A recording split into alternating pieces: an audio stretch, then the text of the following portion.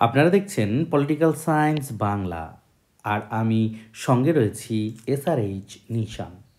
আজকের ভিডিওর আলোচনার বিষয় পলিটিক্যাল সায়েন্স ভার্সেস পলিটিক্স। রাষ্ট্রবিজ্ঞান না রাষ্ট্রনীতি, কোন বিষয়টি সঠিক সেটা নিয়েই আজকে আমরা আলোচনা করব। রাষ্ট্রবিজ্ঞানের জনক অ্যারিস্টটল এই শাস্ত্রকে রাষ্ট্রনীতি হিসেবে অভিহিত করেছেন, যে অর্থে আধুনিক যুগে রাষ্ট্রবিজ্ঞান শব্দটি ব্যবহার করা হয়।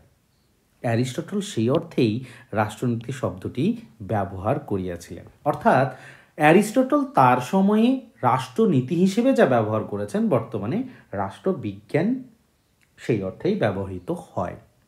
কিন্তু আমরা যদি সিজউইক, লাওয়েল, লিপসন, লর্ড অ্যাক্টনের মতো রাষ্ট্রবিজ্ঞানীদের দেখি, তাহলে তারা এই শাস্ত্রকে রাষ্ট্রনীতি হিসেবে উল্লেখ করতে চান। একই রকমভাবে আমরা যদি লর্ড ব্রাইসি, সিলি, গর্জেস এই সমস্ত রাষ্ট্রবিজ্ঞানীদের দিকে তাকাই, তাহলে তারা এই শাস্ত্রকে রাষ্ট্রবিজ্ঞান শব্দ দিয়ে ব্যাখ্যা করতে চান। তাহলে এখানে প্রশ্ন যে এই দুই শব্দের মধ্যে পার্থক্য কোথায়? এর উত্তরে আমরা বলতে পারি যে অধ্যাপক গার্নার এই শব্দ দুটির মধ্যে একটা পার্থক্য নির্ণয়ের চেষ্টা করেছিলেন। তিনি বলছেন যে রাষ্ট্রনীতি হচ্ছে বাস্তব রাষ্ট্রীয় প্রশাসনের সহিত জড়িত কাজকর্মের সমষ্টিরূপ। অর্থাৎ বাস্তব প্রশাসনের সাথে জড়িত যে বিষয়গুলি রয়েছে সেগুলিকে তিনি রাষ্ট্রনীতি বললেন।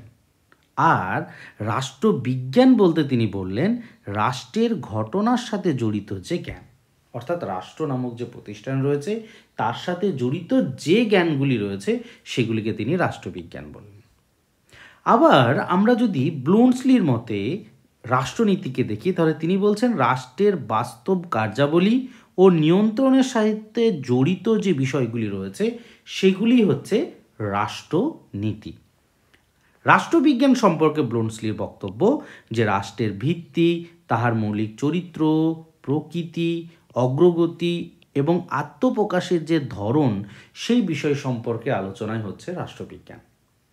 এই সংজ্ঞার প্রেক্ষিতে আমরা বলতে পারি রাষ্ট্রনীতি হচ্ছে তাহলে ফলিত যে রাষ্ট্রনীতি রয়েছে সেই ক্ষেত্রের সাথে জড়িত। একই রকমভাবে আমরা রাষ্ট্রবিজ্ঞান শব্দটির সাথে তত্ত্বগত রাষ্ট্রনীতির অংশ হিসেবে এই সংজ্ঞার প্রেক্ষিতে বলতে পারি। বিষয়টাকে আরেকটু সহজ করার জন্য আমরা পরের স্লাইডে চলে যাব। যদি আমরা ধরে নিই যে রাষ্ট্রবিজ্ঞান শব্দটি রয়েছে, তাহলে এই রাষ্ট্রবিজ্ঞান শাস্ত্র যখন আমরা পড়ি, তখন রাষ্ট্রবিজ্ঞান শাস্ত্রের দুটি বিষয়কে আমরা আলাদাভাবে চিহ্নিত করতে পারি। প্রথম, রাষ্ট্রবিজ্ঞানের আলোচনাতে আমরা তত্ত্বগত রাষ্ট্রনীতিকে দেখতে পাই। আবার রাষ্ট্রবিজ্ঞানের আলোচনাতে আমরা ব্যবহারিক রাষ্ট্রনীতিও পাই। অর্থাৎ একদিকে যেমন আমরা থিওরিটিক্যাল কনসেপ্ট পাই, তেমন একদিকে আমরা প্র্যাকটিক্যাল কনসেপ্টও কিন্তু পাই। ফলে রাষ্ট্রবিজ্ঞান শাস্ত্রের মধ্যেই আমরা দুই ধরনের আলোচনার পরিসরকে পেয়ে থাকি। কেমন? ঠিক একই রকমভাবে তত্ত্বগত রাষ্ট্রনীতি, অর্থাৎ এক নম্বরে আমরা যদি তত্ত্বগত রাষ্ট্রনীতি বা থিওরিটিক্যাল পলিটিক্সকে দেখি, তাহলে এখানে আমরা দেখব প্রথমে এক নম্বরে হচ্ছে রাষ্ট্রতত্ত্ব। রাষ্ট্রবিজ্ঞান পড়তে গেলে আমরা রাষ্ট্রতত্ত্ব পড়ি, অর্থাৎ রাষ্ট্রের উদ্ভব, রাষ্ট্রের প্রকৃতি, রাষ্ট্র ভালো না খারাপ সে সম্পর্কে যে তাত্ত্বিকরা যে বক্তব্য রেখেছেন সেই বক্তব্যগুলোকে আমরা পড়ি এবং আমরা বোঝার চেষ্টা করি। সরকার সম্পর্কিত তাত্ত্বিক আলোচনা আমরা রাষ্ট্রবিজ্ঞানে পড়ি। আইন সংক্রান্ত আলোচনা আমরা পড়ি।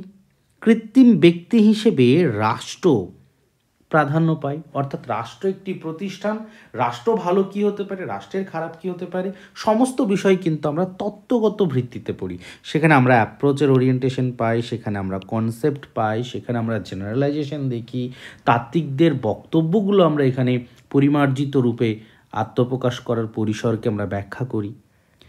একই রকমভাবে রাষ্ট্রবিজ্ঞান যখন আমরা পড়ি, তখন সরকারের বাস্তব রূপ কী সে বিষয়ে ব্যাখ্যা করার চেষ্টা করি। সরকার পরিচালনা কিভাবে হচ্ছে সে বিষয়ে আমরা আলোচনা করার চেষ্টা করি। আইন সংক্রান্ত যে বিষয় রয়েছে এখানে আমরা আলোচনা করি। আমরা রাষ্ট্রবিজ্ঞানের মধ্যেই কূটনীতি নিয়ে আলোচনা করি, যুদ্ধ নিয়ে আলোচনা করি, শান্তি প্রতিষ্ঠা নিয়ে আলোচনা করি, আন্তর্জাতিক সম্পর্ক বিষয়েও কিন্তু আমরা আলোচনা করি। এখন রাষ্ট্রবিজ্ঞানের এই আলোচনার প্রেক্ষিতগুলোকে যদি আমরা আলাদা আলাদা করি, তাহলে আমরা তত্ত্বগত রাষ্ট্রনীতি পাবো, আবার ব্যবহারিক রাষ্ট্রনীতিও পাবো। রাষ্ট্রবিজ্ঞানের সাথে যদি আমরা রাষ্ট্রনীতির পার্থক্য দেখি, তাহলে এখানেই পার্থক্যটা নিরূপম হয়। যদি রাষ্ট্রবিজ্ঞান, যে সমস্ত তাত্ত্বিকরা রাষ্ট্রবিজ্ঞান বলতে পছন্দ করছেন, তারা আসলে তত্ত্বগত রাষ্ট্রনীতির উপর গুরুত্ব দিচ্ছেন। আমি বিষয়টি আরেকবার বলছি, রাষ্ট্রবিজ্ঞান যারা পছন্দ করছেন, রাষ্ট্রবিজ্ঞান বলতে যারা পছন্দ করছেন, যে সমস্ত তাত্ত্বিকরা পছন্দ করছেন, সেই সমস্ত তাত্ত্বিকরা মূলত তত্ত্বগত রাষ্ট্রনীতির উপরে গুরুত্ব প্রদান করেন। অর্থাৎ তাদের আলোচনার বিষয় হিসেবে রাষ্ট্রতত্ত্ব থাকে, সরকার সম্পর্কিত তাত্ত্বিক আলোচনা, আইন সংক্রান্ত আলোচনা এবং কৃত্রিম ব্যক্তি হিসেবে রাষ্ট্রের আলোচনায় তারা আগ্রহী। আর যে সমস্ত তাত্ত্বিকরা ব্যবহারিক রাষ্ট্রনীতির প্রতি বেশি আলোচনায় আগ্রহী, অর্থাৎ সরকারের বাস্তব রূপ কেমন, সরকার কিভাবে পরিচালিত হচ্ছে, সরকার কোন আইন প্রণয়ন করছে, সরকারের কূটনীতির ধরন কেমন, সরকার যুদ্ধ কেন করছে, কেন শান্তি প্রতিষ্ঠার প্রয়োজনীয়তা রয়েছে, আন্তর্জাতিক সম্পর্কের ধরন কেমন হবে, এই বিষয়গুলির উপরে যারা গুরুত্ব প্রদান করছে, তারা রাষ্ট্রনীতি এই শব্দটিকে ব্যবহার করার পক্ষপাতী। আমরা সাধারণ ছাত্ররা যারা রয়েছি, যারা রাষ্ট্রবিজ্ঞানে অনার্স বা মাস্টার ডিগ্রি কমপ্লিট করছি বা করব আগামী দিনে, তারা তাহলে কি বলবো? আমার ব্যক্তিগত মতে উল্লেখ করা প্রয়োজন, বা আমি মনে করি যে যেহেতু আমরা তত্ত্বগত রাষ্ট্রনীতিও পড়ি, ব্যবহারিক রাষ্ট্রনীতিও আমরা পড়ি বিভিন্ন পেপারের নাম অনুসারে, তাই আমাদের সাবজেক্টের নাম অবশ্যই রাষ্ট্রবিজ্ঞান শুনতে বেশি ভালো লাগে। তবে রাষ্ট্রনীতি শব্দটিও যে বৃহত্তর অর্থে আলাদা সেরকমও নয়।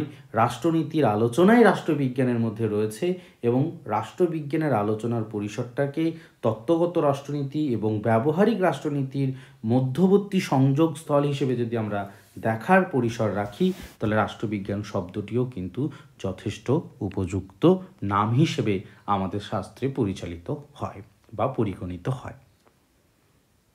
আজকের ভিডিও এই পর্যন্তই। যদি ভালো লাগে তাহলে অবশ্যই লাইক, কমেন্ট এবং শেয়ার করবেন। ধন্যবাদ। সুস্থ থাকুন, ভালো থাকুন।